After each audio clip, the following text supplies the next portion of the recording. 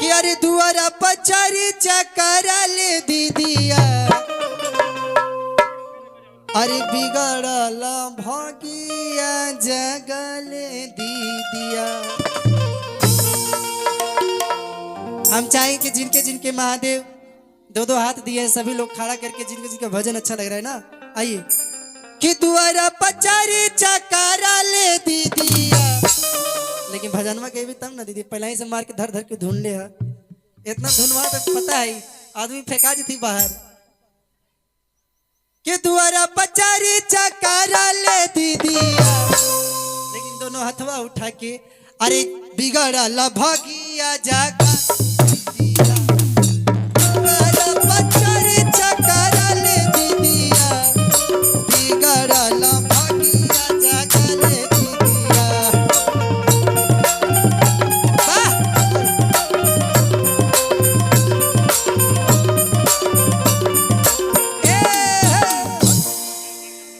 सब तनी डिस ब्रेके में चला बाबू। अच्छा 6 हाथ वाली दीदी कौन कौन आए तनी ए मैया कैमरा उधर घुमाओ, तुम उधर घुमाओ ना दीदी लोग को। 6 हाथ वाले दीदी उठाइए दोनों हाथ। अच्छा कोई नहीं आया 6 हाथ वाले? एगो है मामा। अच्छा एगो दीदी आए हैं, 6 हाथ है उनका। अच्छा 5 हाथ वाले दीदी कौन कौन आए हो देखिए मंदिर पर बैठे हुए दीदी लोग के तनी कैमरा रिटोट, हाँ रोटेशन घुमाओ कैमरा वाला। जिनके जिनके महादेव 6 हाथ दिए तनी दोनों हाथ उठा के दीदी। अच्छा कोई नहीं लाए। 4 हाथ वाले दीदी आए हैं, 3 हाथ वाले। अच्छा 2 हाथ वाले कौन कौन दीदी आए तो दोनों हाथ उठाओ तो वाह। अभी लगा है कि हम महादेव के चर्चा में आए हैं। चलिए जिनके जिनके महादेव 2 हाथ दिए दोनों हाथ उठा के जे करे शर्म हे महादेव ओ घर ढा जाए घर द्वार के करम, घर द्वार के किस्मत के नहीं, इसलिए दोनों हाथ उठा के ना कि अरे दुआरा पचारी चकरा ले दीदिया अरे बिगड़ला भागिया जागा दुआरा पचारी चकरा ले दीदिया। छोटा करके दुआरा पचारी चकरा ले दीदिया अरे बिगड़ला ले दीदिया।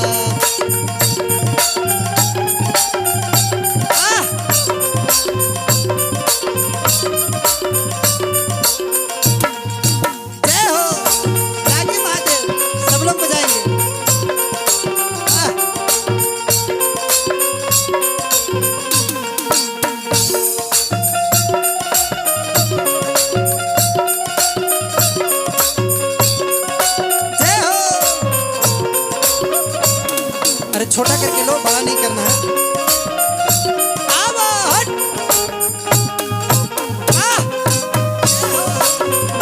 क्या बात है भैया।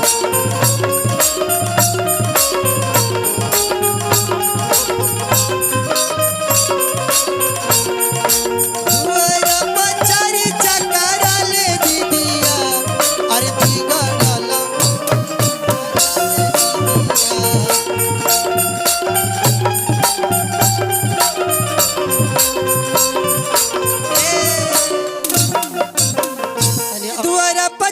चकरा ले दीदिया।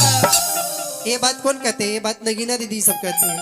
तमाम हरिदासपुर के गुरु बहना लोग कह रहे हैं ना अगले गुरु बहना से कि दुआरा पचारी चकरा ले दीदिया, लेकिन दोनों हाथवा उठा के ना कि अरे बिगड़ला भागी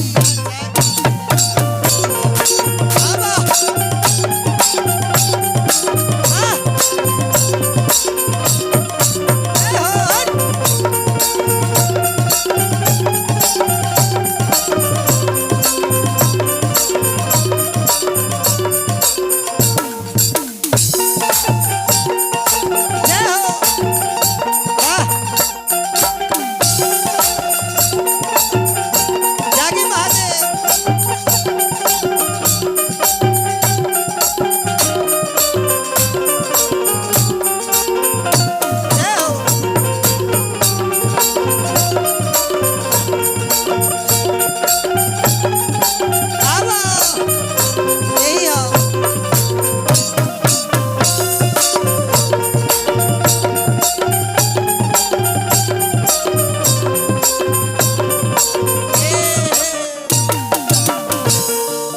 कहे के बा अरे पहिला में दया मांगी दूसरा चारा चावा यही से लवा कि पहिला में दया दूसरा चारा चावा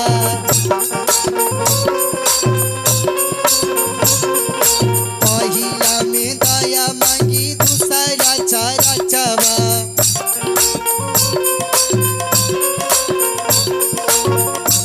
अरे अपन जीनी किया अरे अपन जीनी किया बदल दीदिया। लेकिन इधर वाले दीदी ने देखिए मंदिर पर दीदी लोग बैठे कंजूसी कर रहे हैं।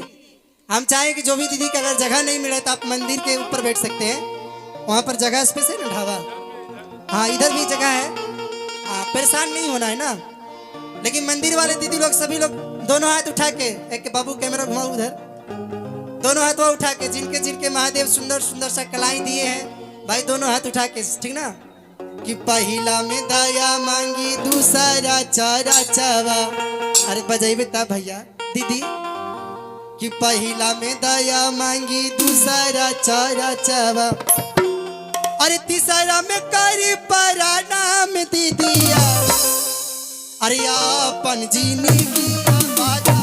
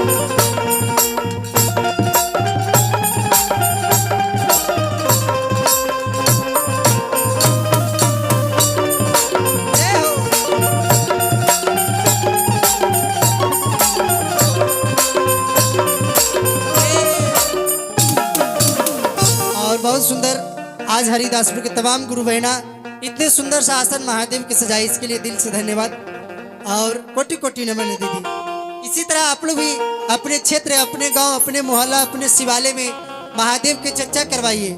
महादेव से जुड़े हैं तो महादेव के प्रति प्रेम भी रखिए, भाव भी रखिए दीदी। और आप महादेव के शिष्य बने हैं तो एक बार अपने घर में जरूर चर्चा रखिए। लास्ट में कहे के बाद अरे लगाता न खराचा करा ले शिवा चराचा कि लगाता न खराचा करा ले शिवा चराचा। अब बाबा महेंद्र के बोला ले दीदिया। लेकिन गाना के लास्ट पंक्तियां है, दोनों हाथ उठा के ना, कि बाबा महेंद्र के बोला ले दीदिया। अरे दीपक दिल से भाजा ना गावा ले दीदिया।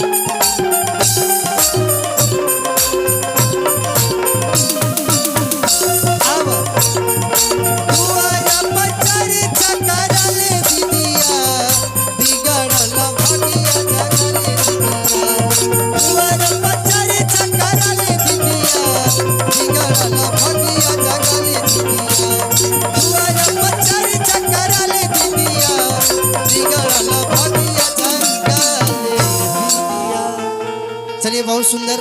तमाम गुरु बहना लोग भी दूर दूर से चल के आए हुए हैं।